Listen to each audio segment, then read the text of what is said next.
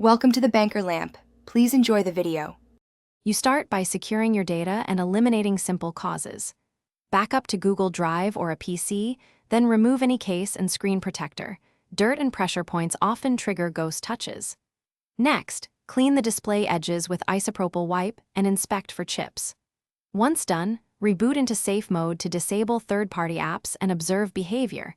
If ghost touch stops, an app is likely the culprit. Make sure to note which apps you recently installed before proceeding to app checks. You now tackle software causes and calibration. Uninstall or disable recent apps, especially those with overlay or accessibility permissions, because they can inject phantom inputs. Then check for MIUI and firmware updates. Manufacturers patch touch driver bugs.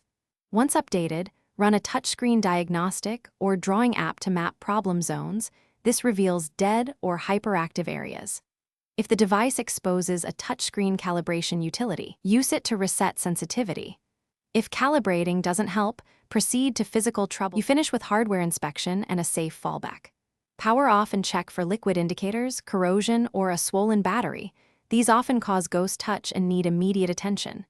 If you can, gently open the back and reseat the display connector. This fixes loose flex issues. Do this only if you're comfortable and have the right tools. Once done, test again. If problems persist, perform a factory reset only after backing up. Troubleshooting tip: if ghost touch remains, seek professional repair. Do not continue using a damaged battery or display. Thanks for watching. If this was helpful, leave a like and consider subscribing. See you next time.